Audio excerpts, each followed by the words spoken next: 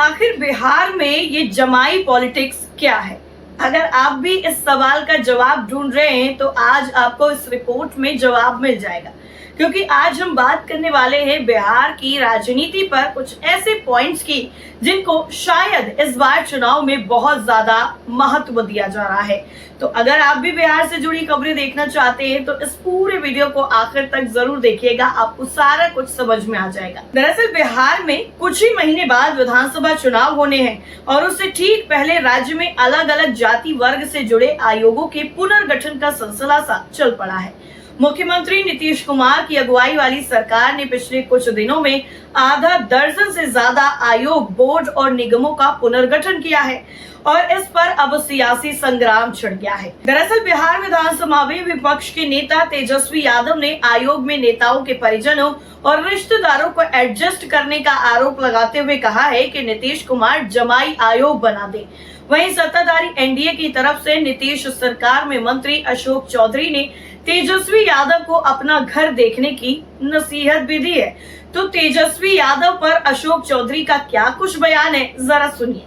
दरअसल नीतीश कुमार के करीबी माने जाने वाले जेडीयू कोटे के मंत्री अशोक चौधरी ने कहा है कि तेजस्वी यादव चलनी दूसरे सूप के वाली कहावत को चरितार्थ कर रहे हैं। उन्होंने कहा कि सायन कुणाल तो पिछले 1.5 साल से मेरे दामाद बने हैं। पहले वो आचार्य किशोर कुमार के बेटे हैं। सायन की पहचान उनके पिता से है। अशोक चौधरी ने कहा है कि आचार्य किशोर कुणाल ने पटना के महावीर मंदिर को लालू यादव की सरकार से बचाया था। तेजस्वी यादव की माताजी किस योग्यता से बिहार की मुख्यमंत्री बनी? इतना ही नहीं, उन्होंने आगे कहा है कि 9वीं तक पढ़ाई करने वाले तेजस्वी यादव किस योग्यता से 2 बार डिप्टी सीएम बने और उनके भाई मंत्री बने। लालू परिवार में तेजस्वी के मामा सांसद बने।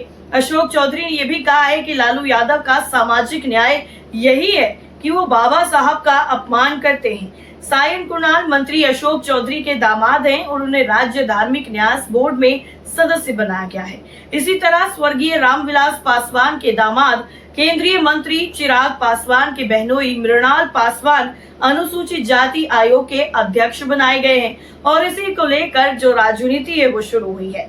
मांझी के दामाद ने कहा है कि डराना चाहते हैं। दरअसल जीतन राम मांझी के दामाद देवेंद्र मांझी को अनुसूचित जाति आयोग का उपाध्यक्ष बनाया गया। मुख्यमंत्री के सचिव और रिटायर्ड आईएएस अधिकारी पूर्व मुख्य सचिव दीपक कुमार की पत्नी रश्मि रेखा सिन्हा को राज्य महिला आयोग का सदस्य बनाया गया है। तेजस्वी यादव के आरोप पर जीतन राम मांझी के दामाद देवेंद्र कुमार मांझी ने भी पलटवार किया। उन्होंने कहा है कि तेजस्वी यादव एक दलित के बेटे को डराना चाहते हैं। 15 साल से समाज की सेवा कर रहा हूँ, एक इंजीनियर रहा हूँ। एक दलित के बेटे को इस पद पर तेजस्वी पचा नहीं पा रहे हैं। देवेंद्र कुमार मांझी ने यह भी कहा है कि वायरल वीडियो में लालू यादव बाबा साहब की तस्वीर का अपमान करते नजर आ रहे हैं और इस वीडियो के आधार पर लालू यादव को नोटिस भेजकर जवाब मांगा है। जवाब नहीं आया तो आयोग पुलिस से एफआईआर दर्ज कर कार्रवाई के लिए भी कहेगा। दरअसल आपको बता दें कि पिछले दिनों नीतीश सरकार ने बाल संरक्षण अधिकार आयोग, अल्पसंख्यक आयोग, सवर्ण आयोग, मछुआरा आयोग और अनुसूचित जाति आयोग का पुनर्गठन किया था। एक के बाद एक इन आयोगों के पुनर्गठन की अधिसूचना जारी कर दी गई थी और ज्यादातर आयोग में जो चेहरे हैं वो टिकट के दावेदार हैं।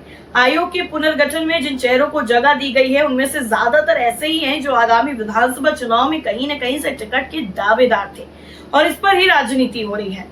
राज्य अल्पसंख्यक आयोग से शुरुआत करें तो वक्फ संशोधन कानून के खिलाफ आपत्ति जताने वाले जेडीयू के पूर्व राज्यसभा सांसद और पार्टी के राष्ट्रीय महासचिव गुलाम रसूल बलियावी को अल्पसंख्यक आयोग का अध्यक्ष बना दिया गया।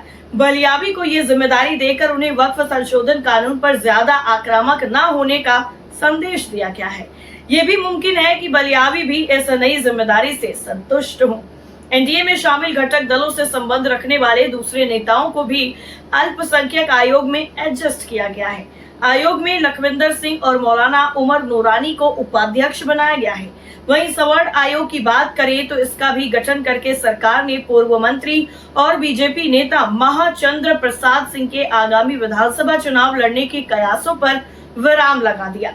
महाचंद्र प्रसाद सिंह को सवर्ण आयोग का अध्यक्ष बनाया गया है और जेडीयू के राष्ट्रीय प्रवक्ता राजीव रंजन को इसी आयोग का उपाध्यक्ष बनाया गया है, जो उनके लिए किसी एडजस्टमेंट की तरह ही है। अब ऐसे में जब ये सब कुछ हो रहा है तो नेताओं के रिश्तेदारों की बल्ले बल्ले हो गई है, क्योंकि बीजेपी के एक और नेता राजकुमार सिंह को सवर्ण आयोग का सदस्य बनाया गया।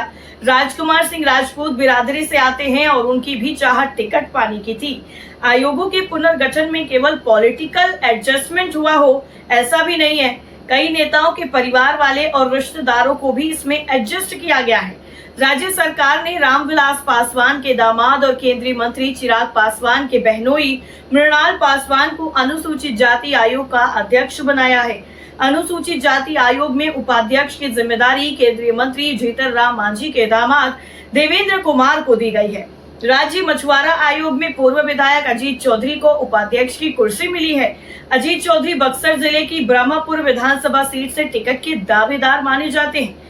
कुल मिलाकर के अगर देखा जाए तो आयोगों के पुनर्गठन ने एक तरफ जहां टिकट के दावेदारों की संख्या में कटौती कर दी है, तो वहीं नेताओं के रिश्तेदारों की भी बल्ले बल्ले हो रही है। तो बिहार की जो राजनीति है वो किस तरह से बदल रही है और ज्यादा टिकट के दावेदार ना हो इसलिए उनको एडजस्ट किया जा रहा है, ये भी काफी ज्यादा अहम है। तो आपका क्या मानना है इस पूरी रिपोर्ट को लेकर और आपको ये डिटेल कैसी लगी हमें कमेंट करके जरूर बताइए। फिलहाल के लिए इतना ही, बाकी आप अपने कुल्हड़ न्यूज को सब्सक्राइब कीजिए, लाइक करिए, वीडियो को शेयर कीजिए। नमस्कार।